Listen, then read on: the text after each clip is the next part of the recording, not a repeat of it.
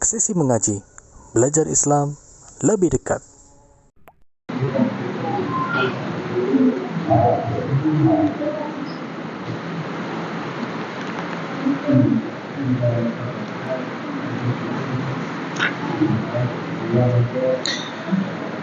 Assalamualaikum warahmatullahi wabarakatuh.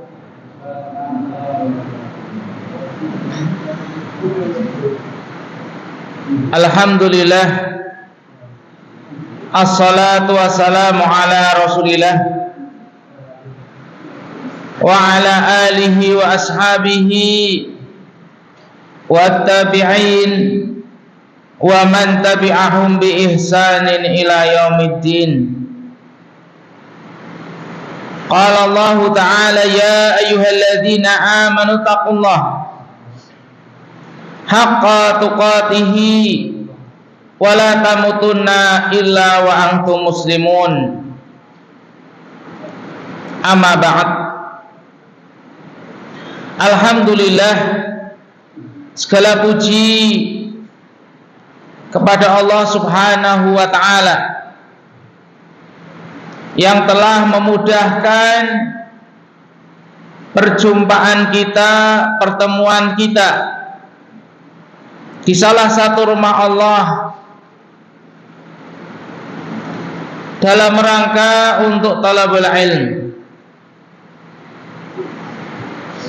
untuk menghilangkan kejahilan yang ada pada diri kita dan orang lain. Karena tanpa adanya ilmu, seseorang bisa tersesat.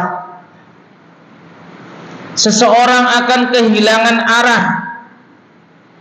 Seseorang tidak punya pegangan. Sehingga Rasulullah sallallahu alaihi wasallam memerintahkan kita sebagai seorang muslim diwajibkan untuk menuntut ilmu. Talabul ilmi faridatun ala kulli muslim. Menuntut ilmu adalah salah satu kewajiban sebagai seorang muslim. Walaupun orang tersebut keluarganya adalah seorang ulama, bapaknya seorang ulama misalnya, saudara-saudaranya juga pondokan, tapi kalau dia tidak menuntut ilmu, dia pun akan tersesat. Karena kewajiban menuntut ilmu itu bukan salah satu keluarga, tapi semuanya memiliki kewajiban. Talabul ilmi faridatun ala kulli, setiap, bukan per keluarga, tapi setiap keluarga, setiap individu memiliki kewajiban untuk mengenal ilmu. Walaupun yang menuntut ilmu mungkin salah satunya, tapi semuanya anggota keluarga memiliki kewajiban untuk mengenal ilmu agama. Karena nanti di akhirat tidak akan ditanya per keluarga. Yang ditanya adalah satu-satu setiap individu. Bagaimana dia akan menjawab pertanyaan-pertanyaan malaikat, ataupun ditanya tentang ibadahnya, melainkan adalah setiap individu akan menjawabnya sendiri-sendiri. Inilah pentingnya ilmu. Sehingga dari majelis yang mulia ini, saya mengajak jamaah sekalian, khususnya adalah desa Kaliwadas, benar enggak?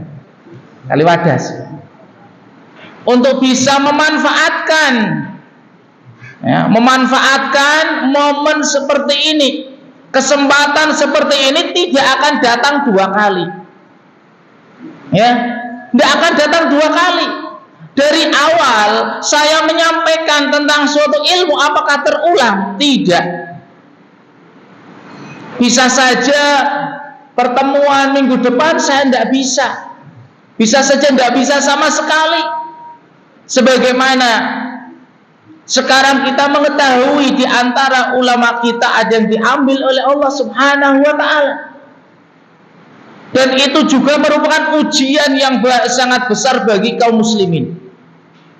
Bukan yang terjadi di pondoknya dia saja, tapi seluruh kaum muslimin. Ya. Rasulullah SAW pernah mengatakan dalam sebuah hadis, Innallaha la yaqbidul ilma intiza'an. Sesungguhnya Allah Subhanahu wa taala tidak akan mencabut ilmu itu sekaligus. Yantazi'uhu minal abdi. Tidak akan dicabut dari seorang hamba itu sekaligus diangkat, tidak. Walakin yaqbidul ilma biqabdil ulama, akan tapi dicabutnya ilmu tersebut dengan diwafatkannya ulama. Idalam yabqa aliman, kalau sudah tidak ada orang alim, ini secara umum, ya. Tapi secara per daerah, mungkin di suatu daerah sudah tidak ada orang alim. Ketika ada orang alim tidak bisa dimanfaatkan. Ketika sudah tidak ada, sudah meninggal dunia, sudah pindah daerah, maka apa? Dia akan mengangkat seseorang, ittakhadhan nasu ru'usan juhala. Dia akan mengangkat seseorang yang tidak tahu tentang ilmu. Makanya ketika kita juga melihat di masjid-masjid ataupun suatu daerah, karena dia itu bukan kelompoknya, jangan jadi imam. Ya, jangan jadi imam karena bukan kelompoknya, karena cingkrang, karena jenggotan dan yang lainnya, padahal suaranya lebih bagus, bacaannya lebih bagus. Akhirnya diangkatlah siapapun, yang penting jangan dia bacanya gelepotan dan yang lainnya. Ittakhadhan nasu ru'usan juhala, akan diangkatlah orang-orang yang tidak tahu ilmu. Fasu'ilu, dan dia pun akan ditanya tentang ilmu. Bagaimana hukumnya sholat, bagaimana hukumnya ini, bagaimana ibadah ini. Fa'aftau, dia akan berfatwa. Wadallu fa'adallu, tapi sesat dan menyesatkan. Kita pun mendengar salah seorang yang namanya Gufron, tapi bukan Gufron jamaah ya. Kalau ada yang pas namanya Gufron daerah sini ya, nama lengkap siapa? Mama Gufron atau siapa ini? Masya Allah nih. Dan harusnya kita berpikir, kaum muslimin yang cerdas harusnya benar-benar bisa mengambil pelajaran tentang munculnya nama Mama Gufron yang mengaku bisa teleponan dengan Allah, naudzubillah, malaikat maut. Sangat mudah kalau ditanya malaikat sebut nama dia, padahal tidak jelas menuntut ilmunya, tidak pernah dia berdalil dengan satu ayat pun ataupun hadis, tidak pernah. Coba kalian teliti semua yang dikatakannya, apakah qala Allah, qala Rasul, qala sahabat, tidak pernah satu kali pun mengatakan qala Ta'ala. Tidak pernah sekalipun mengatakan qala Rasulullah sallallahu alaihi wasallam ataupun qala sahabat, tidak pernah. Makanya jadi ibrah, pelajaran bagi kita. Tapi coba kalian perhatikan, di belakang mereka, di belakang dia, berapa ribu orang. Ketika dia manggung, menyampaikan hal tersebut, yang di belakangnya itu berapa orang? Ribuan. Kok bisa seperti itu diterima? Kenapa? Tidak tahu ilmu. Pentingnya ilmu. Seseorang ingin hidup di dunia, mendapatkan harta dunia juga dengan ilmu. Begitu juga tentang akhirat. Ingin mengetahui agama Islam dengan ilmu, sebagaimana diperintahkan oleh Rasulullah SAW.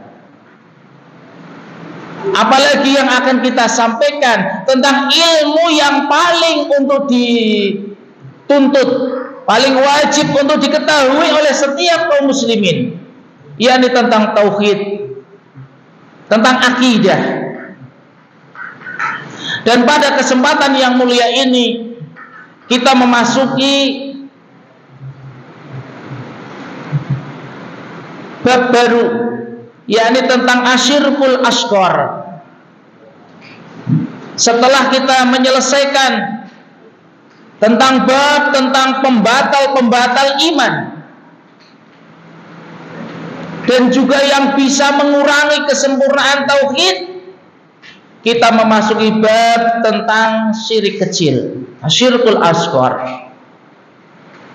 Dan senantiasa kita memohon kepada Allah Subhanahu wa taala agar diberikan ilmu, diberikan kefahaman, dan juga diberikan hidayah untuk mengamalkan ilmu yang sudah kita ketahui dan juga didakwahkan.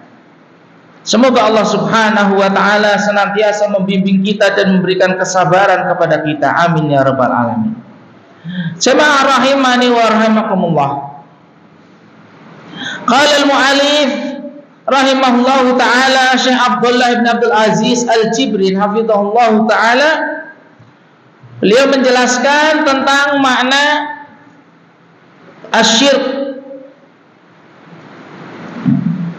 dan hal ini sudah dijelaskan pada pembahasan sebelumnya. Syekh bin Baz rahimahullahu taala menjelaskan yang dimaksud dengan syirik adalah tasyriku ghairillahi ma'allahi fil ibadah. Tasyrik yakni menggabungkan, menserikatkan, ya, menserikatkan itu menggabungkan, menyamakan selain Allah bersama Allah di dalam ibadah. Itu namanya syirik, ya, menjadikan selain Allah dan Allah disatukan dalam ibadah. Yang harusnya ibadah itu hanya kepada Allah, dia mengangkat makhluk, ya, dia mengangkat makhluk dalam ibadah, maka itu adalah kesyirikan.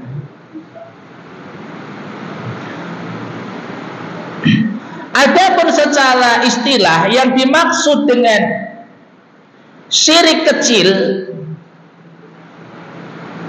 beliau mengatakan kullu makana fihi nau'u syirkin, semua yang termasuk jenis kesyirikan. Ya, syirik kecil itu adalah semua jenis kesyirikan. Lakinnahu lam yasil ila darajati syirkil akbar, akan tetapi tidak sampai kepada syirik besar. Semua yang termasuk jenis kesyirikan, ya, jenis kesyirikan banyak sekali, tapi tidak sampai kepada syirik besar. Nah, syirik besar adalah yang mengeluarkan seseorang terancam dalam hadis, ya, harus ada dalilnya. Tidak bisa, oh itu syirik besar, kata ulama tidak bisa. Ya, syirik besar dikelompokkan syirik besar apabila di situ ada dalil yang menjelaskan pelakunya terancam tidak bisa masuk surga atau kafir, keluar dari Islam. Dan keluarnya dari Islam adalah, ya, dihukumi nanti di akhirat oleh Allah Subhanahu wa taala. Adapun di dunia adalah diserahkan kepada pemerintahan kaum muslimin. Bukan yang menghukumi adalah kelompok atau orang per orang. Ya, semua jenis kesyirikan akan tetapi tidak sampai kepada derajat syirik besar. Dan di antara perbedaannya adalah kalau syirik besar tadi terancam tidak bisa masuk surga. Tidak bisa masuk surga karena batal imannya. Sementara masuk surga syaratnya harus punya iman walaupun sedikit, sementara batal ya tidak bisa. Adapun syirik kecil itu tidak sampai membatalkan semua iman, akan tapi kalau dilakukan terus menerus dia bisa terjatuh kepada syirik besar, pada syirik besar. Dan pelakunya di akhirat ketika dia sudah diiqab, ya, karena wajib, ya, wajib masuk neraka karena tidak diampuni oleh Allah Subhanahu wa taala, sebagaimana keumuman ayat innallaha la yaghfiru ayyushraka bih wa yaghfiru ma duna dzalika liman yasha. Sesungguhnya Allah tidak akan mengampuni kesyirikan. Ini keumuman, baik besar, syirik besar ataupun syirik kecil. Ya. Tidak akan diampuni, sehingga apa? Dia wajib masuk neraka. Nah, setelah selesai sesuai dengan dosa-dosanya, maka dia masih bisa masuk surga asal imannya masih tersisa, tidak habis. Ya. Ini diantara perbedaan syirik besar dan syirik kecil. Amma hukmuhu, adapun hukum syirik kecil, mu'alif menerangkan, ya, meringkas. Yang pertama, annahu kabiratun min kabairid dzunub. Walaupun namanya kecil, ya, kecil besar itu hanya nama, sehingga jangan meremehkan, kecil berarti syirik kecil. Nah, walaupun namanya ini hanya untuk membedakan antara syirik kecil dan syirik besar. Adapun hukumnya, dosanya ya besar. Ya, sebagaimana Rasulullah sallallahu alaihi wasallam, Allah Subhanahu wa taala berfirman, "Inna syirka la dzulmun adzim." Sesungguhnya kesyirikan itu adalah kezaliman yang sangat besar. Hukum yang pertama, mu'alif hafizahullah ta'ala mengatakan syirik kecil termasuk kabiratun min kabairid dzunub, termasuk dosa besar. Termasuk dosa besar, karena di antara ciri-ciri dosa besar, sering ana ulang-ulang, ciri-ciri dosa besar adalah ada ancaman. Ya, dalam hadis tersebut terancam, baik ancaman di dunia hukum had ataupun ancaman khusus di akhirat. Orang yang melakukan dosa ini, hukuman di dunia misalnya potong tangan, ya, yang mencuri, ya, bukan mencuri singkong, ya, mencuri singkong ya masih kecil, ya, maksudnya mencuri yang besar, korupsi miliaran, itu termasuk, ya, triliunan misalnya, ini termasuk dosa besar.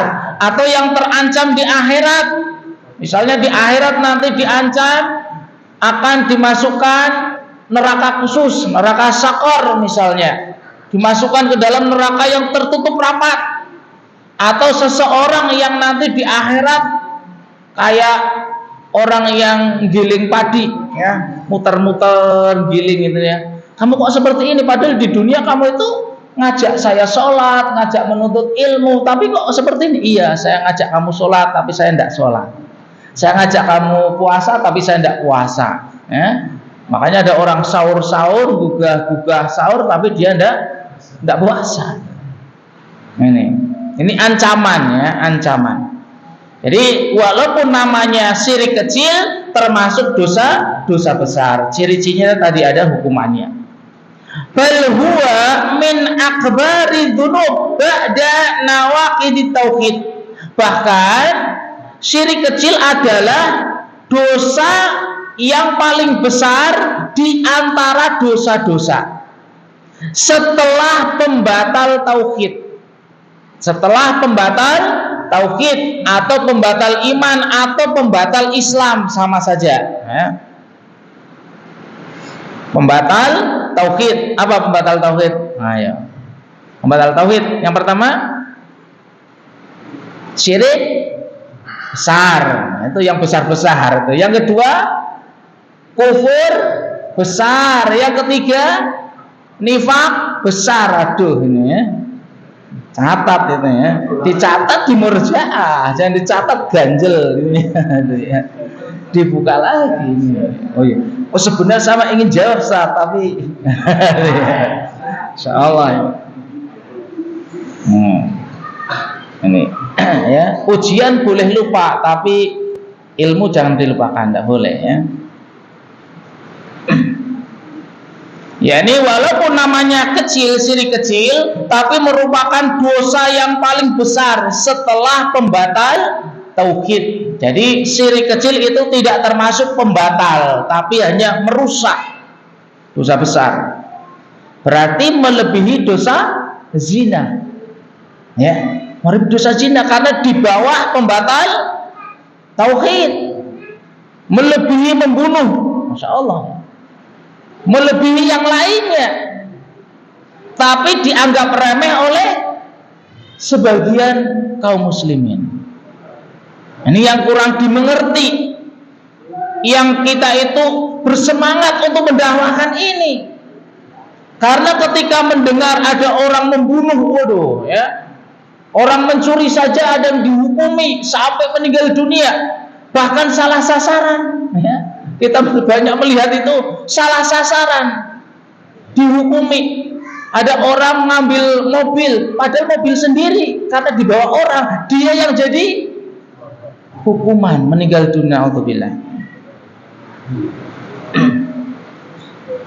Dan ini lebih besar dosanya dari hal tersebut. Kemudian hukum yang kedua, anna hadza syirka qad yu'azzimu hatta ya'ula bi sahibihi ila syirkil akbaril mukhriji min millatil Islam. Bahwasanya syirik kecil ini kadang-kadang menjadi besar. Ya, namanya syirik kecil, tapi bisa menjadi besar. Yang pelakunya ya, akan berubah menjadi syirik besar. Ya, semua syirik kecil yang nanti akan kita sebutkan contoh-contohnya, apabila dilakukan terus-menerus bisa menjadi berubah syirik besar atau berubah menjadi pembatal Islam. Yang tadinya dia bisa masuk surga walaupun dia melakukan dosa yang sangat besar, dia terancam masuk neraka walaupun tidak kekal. Tapi kalau kesyirikan ini dilakukan terus-menerus dengan sadar, dengan tahu bahwasanya itu berdosa, tapi aduh, enggak apa-apalah, wong paling syirik kecil. Dia senang dengan dosa tersebut, meremehkan, dia bisa terjatuh kepada syirik besar yang mengeluarkan dia dari agama Islam, terancam tidak bisa masuk surga. Fasahibuhu ala khatirin azimin, dan pelakunya berada pada keadaan yang sangat membahayakan. Ya, kalau dia terus-menerus tidak segera bertaubat dari syirik kecil tersebut, dia berada pada keadaan yang sangat membahayakan, berbahaya. Min ayyu'addiya bihil wuqu'a fi syirkil asghar ilal khuruj min dinil Islam, yakni akan menghantarkan pelakunya terjatuh dari syirik kecil menuju keluar dari agama Islam atau syirik besar. Naudzubillah. Hukum yang ketiga, ya. Hukum yang berkaitan dengan syirik kecil. Kalau yang pertama tadi merupakan dosa yang paling besar, ya, setelah pembatal tauhid. Yang kedua, bisa kalau terus-menerus dilakukan bisa menjadi syirik besar, dan pelakunya berarti apa? Dia berada pada keadaan yang sangat berbahaya. Keadaan yang ketiga, annahu idza sahabal amal saleh abtala sawabahu. Orang yang melakukan syirik kecil, apabila dia diiringi, ya, melakukan kesyirikan tersebut berbarengan dengan amal soleh. Jadi yang dilakukan amal soleh, benar-benar amal yang sesuai sunnah, sesuai perintah Nabi, benar cara melakukannya, benar ittiba, tapi dia lakukan dengan kesyirikan, dibumbui dengan syirik kecil, ya, dibumbui dengan syirik kecil, maka abtola sawabahu, syirik kecil tersebut akan membatalkan pahalanya. yang harusnya dia sudah melakukan ibadah sesuai sunnah, tapi gara-gara dilakukan berbarengan diiringi dengan syirik kecil, maka dia tidak akan mendapatkan pahalanya. Harusnya dia mendapatkan pahala haji, misalnya haji yang mabrur. Tidak ada balasan haji mabrur ilal jannah kecuali surga, dia tidak akan dapat. Padahal dia sudah nunggu bertahun-tahun, ya, tenaga dia keluarkan, uang jutaan dia keluarkan, ya. Tapi dia tidak akan mendapatkan pahala Allah Subhanahu wa taala. Kama firriyai wa iradatil insani dunya wahdaha bi amalihi as-salih. Contohnya riya, yakni pamer. Contohnya seorang yang melakukan ibadah, ya, ibadah sudah benar sesuai sunnah, tapi dilakukan dengan pamer, ya, mengharapkan pujian, sanjungan dari manusia, atau dengan amal soleh tersebut, ibadah tersebut, dia menginginkan dunia. Ya, dia ingin mendapatkan dunia, tidak tujuannya mendapatkan pahala, benar-benar untuk mendapatkan dunia. Ya.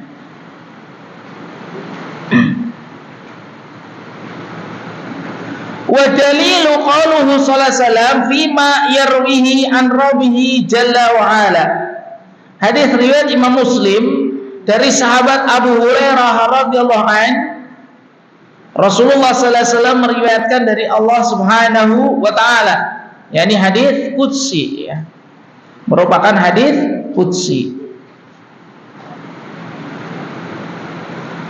Allah Subhanahu wa taala mengatakan, ana agna suraka ani syirki. Saya itu tidak butuh dari sekutu. Ya. Kata Allah Subhanahu wa taala, saya itu tidak butuh sekutu, tidak butuh serikat, tidak butuh kerjasama. Beda dengan kita. Kalau kita harus kerjasama. Bikin rumah tidak bisa sendirian, masak juga tidak sendirian, makan pun kadang sendirian tidak enak. Kalau sama orang lain senang. Justru butuh serikat. Tapi Allah tidak butuh. Allah tidak butuh. Ini merupakan kesempurnaan Allah Subhanahu wa taala. Allah tidak butuh yang lainnya, tidak butuh makhluk. Man amila amalan asyraka fihi ma'i ghairihi taraktuhu wa syirkahu. Barang siapa yang melakukan amalan, amalan apapun, tidak terkecuali apapun amalannya, asyraka fihi, dalam amalan tersebut dia menjadikan serikat, ma'i, bersamaku, ghairi, selainku. Jadi menjadikan serikat bersama Allah selain Allah, baik itu malaikat, para nabi, orang-orang soleh, wali ataupun yang lainnya, taraktuhu, maka aku tinggalkan dia. Aku tinggalkan dia dan sekutunya dan kesyirikannya. Allah tidak akan memberikan balasan kepada orang tersebut, akan ditinggalkan, dibiarkan dia bersama sekutunya. Bahkan nanti di akhirat dia akan diperintahkan untuk mencari sekutunya yang dahulu ketika di dunia dia panggil-panggil, dia mintai pertolongan, yang dia sembah, dia cari barokahnya dan yang lainnya. Silakan pergi kamu cari orang tersebut, cari orang ataupun makhluk yang dahulu kamu di dunia agung-agungkan selainku, bersamaku, silakan cari. Dan dia tidak akan mendapatkan pahala, balasan dari makhluk tersebut. Ini dalil ini menjelaskan kepada kita akan bahayanya kesyirikan. Allah Subhanahu wa taala akan membiarkan, ya, orang yang melakukan kesyirikan. Kalau Allah sudah membiarkan, tidak ada pertolongan, ya. Tidak ada pertolongan bagi dia dimanapun dia berada, ya. Mau mencari pertolongan kepada siapapun, karena Allah Subhanahu wa Ta'ala yang menguji dia, dan Allah Subhanahu wa Ta'ala yang akan mengangkat ujiannya, sementara dia mencari pertolongan kepada orang, kepada selain yang memberikan ujian selain Allah Subhanahu wa Ta'ala, maka ya tidak ada jalan keluar baginya. Ini adalah tentang pengertian syirik kecil. Kemudian kita masuk ke pembahasan jenis-jenis syirik kecil, anwa'u syirkil asghar. Li syirkil asghar anwa'un katsiratun. Ya, syirik kecil itu jenisnya banyak sekali. Jenisnya sangat banyak. Akan tapi di sini mu'alif memberikan beberapa contoh yang sangat masyhur di kalangan manusia. Akan diberikan contoh yang masyhur, yang terkenal, yang banyak dilakukan khususnya oleh kaum muslimin. Karena namanya kesyirikan dilakukan oleh kaum muslimin. Kalau yang melakukan bukan orang muslim ya bukan kesyirikan. Mau dia nyembah patung, nyembah apa ya terserah, ya. Dia bukan orang muslim, ya. Kan tapi yang namanya melakukan kesyirikan adalah orang muslim.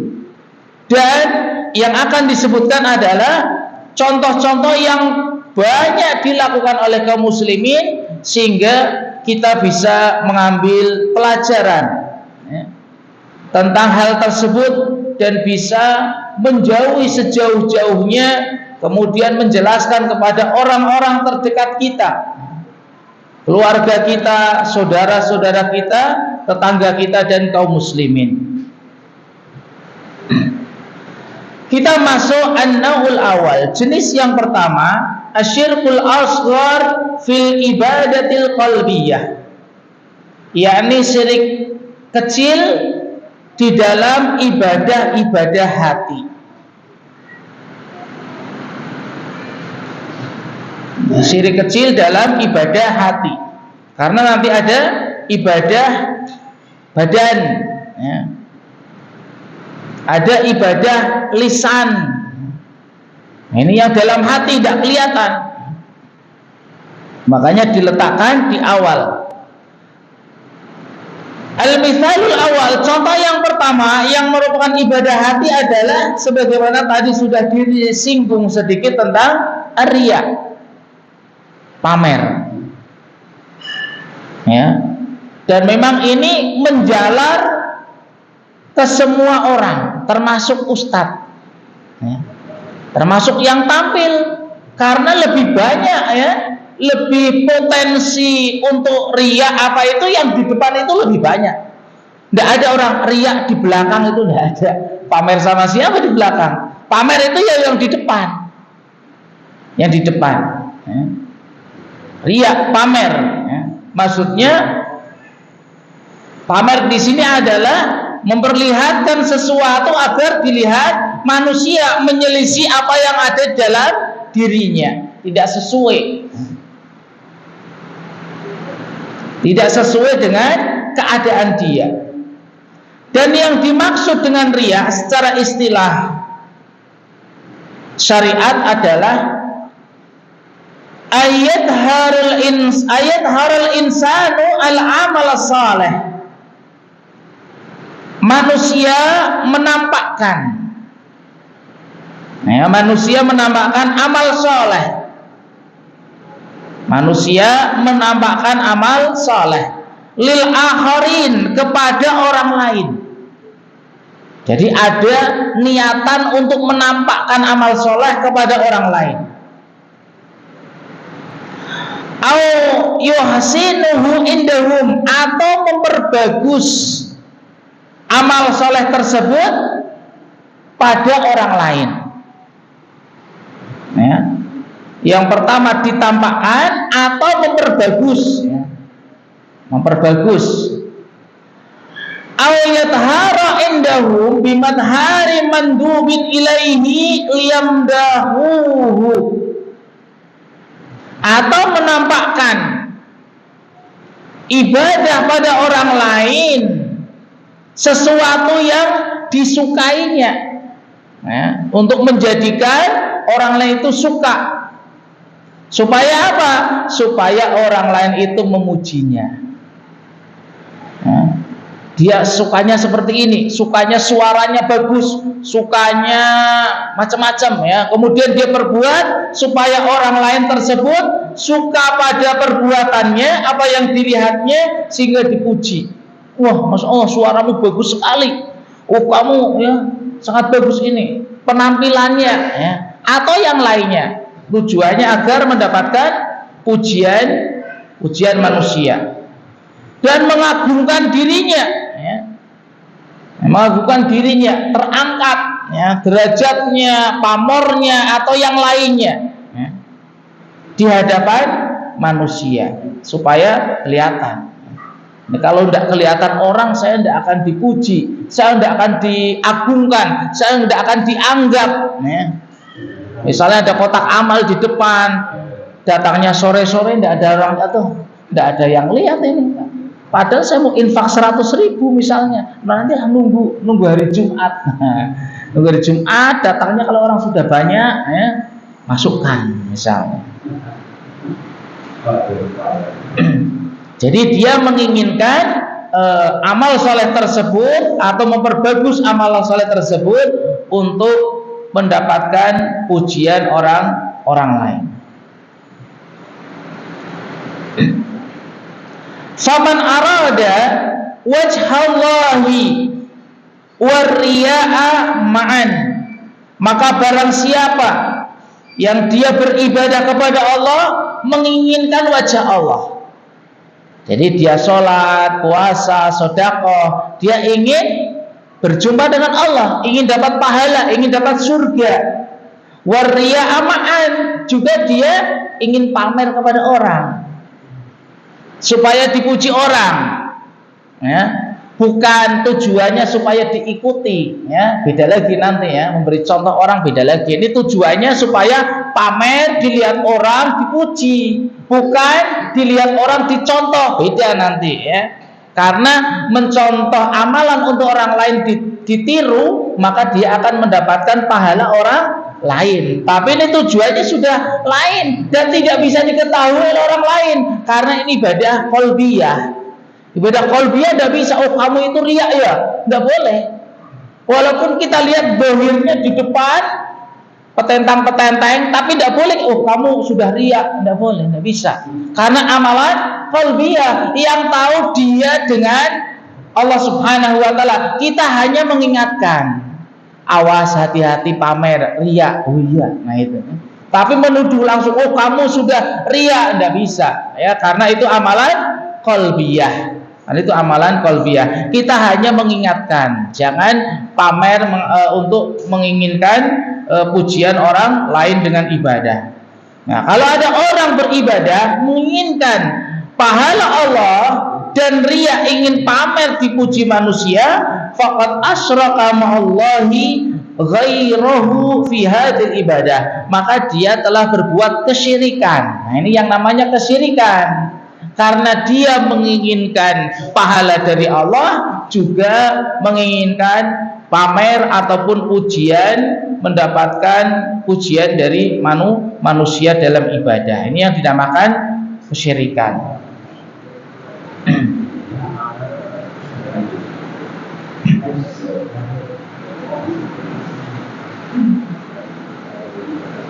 Kita lanjut pada Isya, ya. Allahumma sholli ala Muhammad wa ala alihi wa sahbihi ajma'in. Assalamualaikum warahmatullahi wabarakatuh.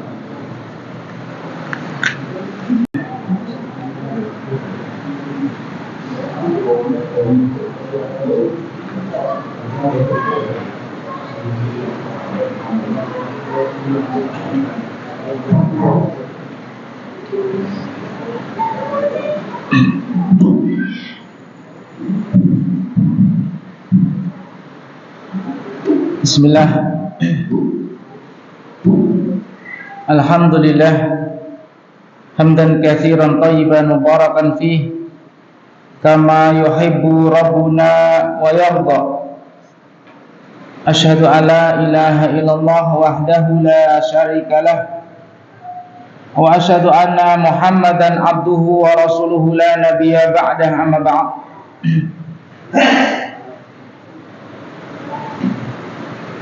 Kita lanjutkan bahwasanya siapapun yang beribadah atau melakukan suatu ibadah apapun yang dia menginginkan dengan ibadah tersebut, menginginkan pahala dari Allah Subhanahu wa ta'ala, menginginkan wajah Allah, dan juga dibarengi dengan ingin mendapatkan pujian manusia atau riya, maka dia telah berbuat kesyirikan atau mensekutukan Allah di dalam ibadah tersebut, ya, bersama Allah dan selain Allah. Menyatukan, membuat kesyirikan itu artinya menyatukan antara Allah dan selain Allah. Menyatukan antara Allah dan selain Allah di dalam ibadah, dalam tujuan ibadah. Amma lau amilal ibadah, adapun seandainya dia melakukan ibadah tersebut walaysa lahu muqassidun, tidak ada tujuan, atau muqassadun fi fi'liha aslan siwa madahin nasi. Jadi tidak ada tujuan di dalam melakukan ibadah tersebut selain hanya ingin mendapatkan pujian manusia. Jadi semata-mata hanya ingin dapat pujian manusia, sanjungan, supaya dihormati, supaya disegani, supaya yang lainnya, bukan mengharap wajah Allah. Fahada sahibuhu ala khatarin adimin, maka pelakunya itu dalam keadaan yang sangat-sangat berbahaya. Jika dia melakukan amalan ibadah tersebut sedikit pun tidak ingin dapat pahala, sedikit pun tidak ingin mendapatkan pahala dari Allah Subhanahu wa ta'ala, pokoknya hanya ingin dapat pujian manusia, sanjungan, perhatian orang, ya, dengan ibadah tersebut, dengan sodakohnya, dengan kurbannya, dengan sholatnya, ataupun yang lainnya. Waqad qala ba'du ahli ilmi, sebagian ulama malah berpendapat innahu qad waqa'a fin nifaq, orang tersebut telah terjatuh ke dalam kenifakan.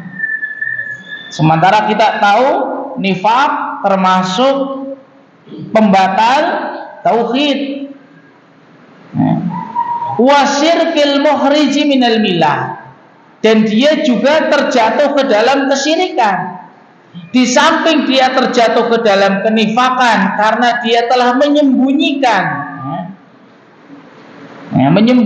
sesuatu yang tidak sesuai dengan dohirnya, maka itu adalah nifak.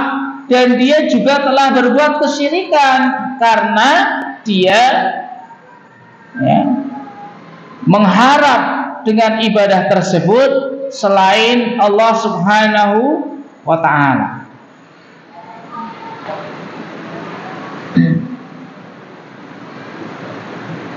Kemudian di antara bentuk-bentuk riya, ya,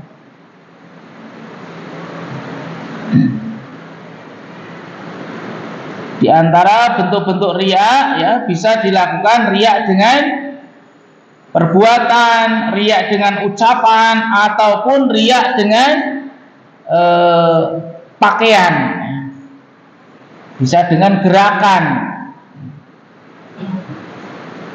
Ar-riya fil amal, contoh riya dengan amal adalah kamura'atil musalli fitulir ruku'i wasujudi. Seperti riyaknya orang yang sholat.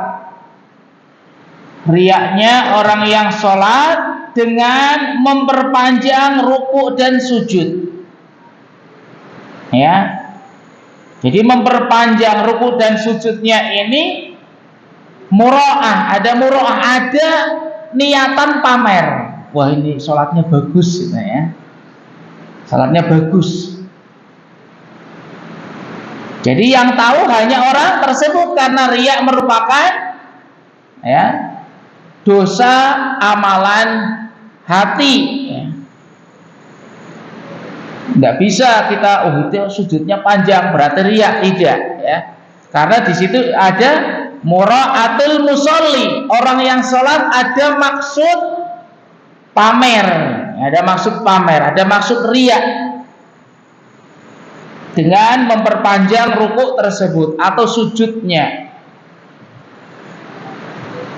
Kemudian contoh yang kedua, gambaran yang kedua, mura'atu bil qaul, pamer dengan ucapan. Ya, seperti para dai ya, yang berdakwah yang depan, khatib misalnya, kasardil adillah idharan li ghazaratil ilmi, berkhutbah, berceramah ya, dengan menampakkan dalil ya, dalilnya Al-Quran, Sunnah ya. Kemudian memperpanjang ilmu qaulnya ya. Dengan tujuan apa? Liyuqala alim, supaya dikatakan orang yang alim. Oh, kalau saya menjawab pertanyaan cuma menjawab ini boleh, tidak boleh, kurang mantap ya. Boleh kalau ini panjang sekali jawabannya, supaya dikatakan alim. Jadi ada niatannya, bukan semata-mata memang dia seorang ulama. Tidak.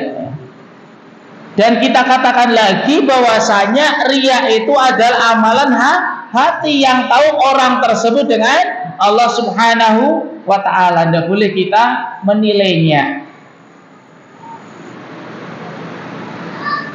Kemudian gambaran yang ketiga adalah al-mura'atu bil hay'ati wazai, pamer dengan gaya penampilan.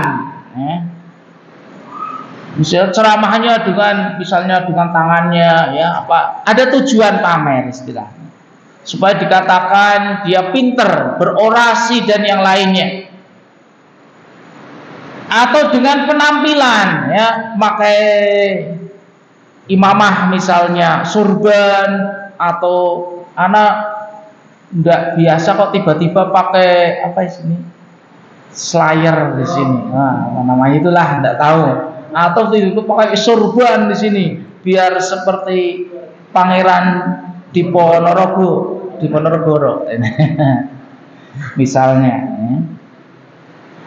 Contoh yang lain adalah ka'ibqa'i afari sudud alal jabhati riya'an. Contohnya supaya jidatnya ini membekas hitam. Wah, kasih spidol hitam misalnya ya. Bekas sujud, wah ini Masya Allah, berarti sholat malamnya ini ya. Atau setiap sholat, tidak pernah sholat malam, sholat sekali diusuk-usuk gitu ya, biar di sini hitam ya. Nah, dan ini terjadi ya. Anak lihat dulu ketika di ukhuwah anak-anak SD ya, ketika mendengar hadis seperti ini ya, nanti di akhirat akan dikenali dengan ya bekas sujudnya. Anak-anak itu digosok-gosok sini, tiba-tiba hari berikutnya kok pada hitam semua, digosok-gosok sininya sampai pada mengelupas itu, bener mengelupas beneran, dan itu bukan 1-2 orang, banyak, dan ditiru oleh anak-anak SD ya ketika itu. Jadi ya kita jelaskan bukan seperti itu, tidak ada bekasnya pun akan membekas bercahaya ya di akhirat. Nah, ini contoh riya, dan kita jelaskan lagi bahwasanya riya itu adalah amalan qalb, amalan hati yang tidak diketahui oleh orang lain. Tidak boleh kita mendakwa, ya, menuduh orang tersebut, oh kamu riya. Kita hanya mungkin menasihati, hati-hati dengan pamer, jangan sampai melakukan ibadah mengharapkan sanjungan dari orang lain ibadah tersebut. Mungkin lanjutannya kita lanjutkan di pertemuan mendatang, ya. Karena masih panjang juga ini. Nanti akan kita jelaskan bagaimana cara hilang dari sifat riya atau pamer, yang hal tersebut bisa menjangkiti semua orang. Mungkin yang bisa sampaikan, mungkin ada pertanyaan.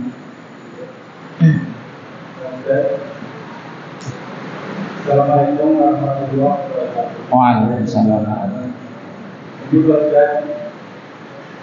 Riya kalau untuk memotivasi orang lain ini bagaimana Ustaz? Yang kedua, sujud, pemandangan sujud.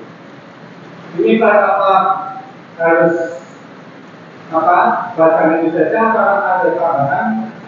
Biasanya ada tambahan jadi agak panjang. Dan yang ketiganya masalah cinta ini tidak itu kadang-kadang tadi juga Ustaz, tadi juga muncul secara sendirinya. Ini bagaimana terjadi? Itu saja Mas. Terima kasih. Assalamualaikum warahmatullahi wabarakatuh. Waalaikumsalam. Orang yang riya dan tidak, tadi bilangnya kan sudah riya, ya riya berarti tidak boleh. Riya untuk ini kan riya tidak boleh. Kalau sudah riya tidak boleh. Riya untuk memotivasi tidak boleh. Ya. Namanya sudah riya, pamer. Namanya riya itu istilah sesuatu yang maksiat. Ya, beribadah niatan untuk pamer itu riya. Beda dengan saya ingin memperlihatkan, pamer dalam rangka supaya diikuti manusia, bukan riya. Karena riya itu amalan hati, ada tujuannya, ada niat. Walaupun kelihatannya sama-sama pamer. Jadi pamer itu bisa saja bukan riya. Ya, pamer untuk demo kemarin di depan, pamer cara nyembelih. Nah itu kan pamer. Tapi riya atau tidak tahu. Karena riya itu amalan hati yang dia sendiri yang tahu. Karena itu amalan hati, tujuannya apa? Walaupun sama-sama di depan, kadang dua orang amalannya sama, yang satu riya, yang satunya tidak. Satunya memang ingin ngajari manusia tata cara ibadah, satunya ingin supaya pamer kepada orang lain. Ya. Jadi kalau sudah riya, niatan untuk pamer, ya itu tidak boleh. Ya. Amalannya tadi sudah disebutkan akan batal. Ya, amalan yang dilakukan tidak akan mendapatkan pahala dari Allah Subhanahu wa taala, dan dia juga telah melakukan syirik kecil, ya, atau dosa besar. Adapun kalau pamer niatannya untuk motivasi orang, ya itu dianjurkan, ya, dianjurkan asal dia bisa menjaga itu tadi hati, ya, jika hatinya. Kemudian pertanyaan yang kedua tentang apa tadi? Sujud, ya, orang yang sujud, memperpanjang sujud, ya itu disyariatkan, masyru', dibolehkan memperpanjang sujud, ya. Bahkan dianjurkan memperpanjang sujud, tapi hati ingat, jangan memperpanjang sujud untuk riya. Memperpanjang sujud dianjurkan. Berdoa justru kita dianjurkan banyak-banyak berdoa di dalam sujud.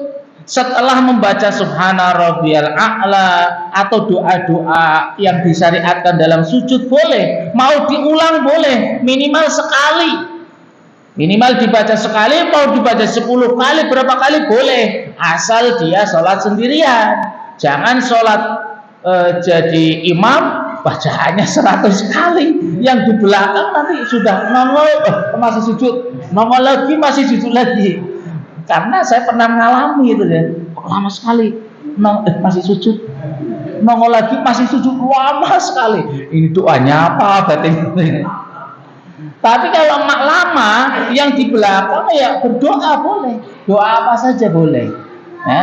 terutama ketika sholat sendirian, sholat sunnah atau dia sholat sendirian. Nah, kalau jadi jamaah itu dianjurkan memperhatikan imam. Justru malah dilarang memperpanjang sholat ketika yang di belakang ada orang tua, ada orang yang terburu-buru, ada yang menangis, sehingga seorang imam itu memang butuh tahu fikih ibadah. Kadang-kadang dia memperpanjang, lihat yang di belakangnya muda-muda, kadang memperpendek sesuai dengan keadaan, Adapun memperpanjang ruku, sujud secara umum adalah disyariatkan dan boleh berdoa. Boleh berdoa di situ ya. Doa apa saja, namanya doa apa saja boleh. Allahu a'lam. Kemudian tadi muncul bekas ya. Kalau muncul ya enggak apa-apa.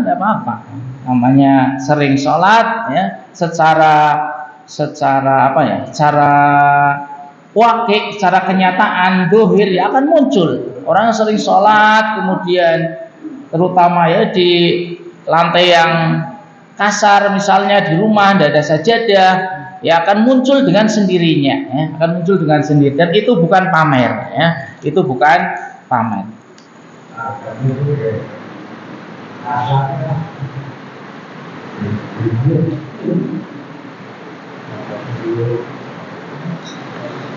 Insyaallah. Bagaimana hukumnya nyangoni orang tua yang hendak pelesiran ziarah ke makam wali-wali di luar kota? Apa termasuk sedekah atau mendukung kegiatan tersebut? Termasuk ta'awun dalam hal yang tidak baik, yang tidak boleh ya. Termasuk ta'awun yang tidak boleh ya, tergantung yang dilakukan. Kalau yang dilakukan dilarang, ta'awunnya termasuk hal yang dilarang, dan itu tergantung dengan tingkatan larangan tersebut, tingkatan dosa yang mau dilakukan. Kalau dia mendukung dosanya itu dosa kesyirikan, otomatis dia dosanya juga lebih besar. Kalau dosa yang mau dilakukan adalah dosa kecil, dosa ya, yang biasa, maka dia semakin kecil dosanya ya. Semakin dia membantu sesuatu dosa yang besar, maka dia juga ikut menanggung dosa yang besar tersebut. Bahkan kalau dengan dia tidak nyangoni, dia tidak jadi melakukan maksiat tersebut, maka dia murni mendapatkan dosa yang sama. Karena kuncinya di dia. Kalau tidak nyangoni, tidak bisa bersih dan tidak bisa bayar. Kalau dia nyangoni, dia pergi, otomatis apa? Murni dia mendapatkan dosa tersebut. Beda dengan hanya membantu.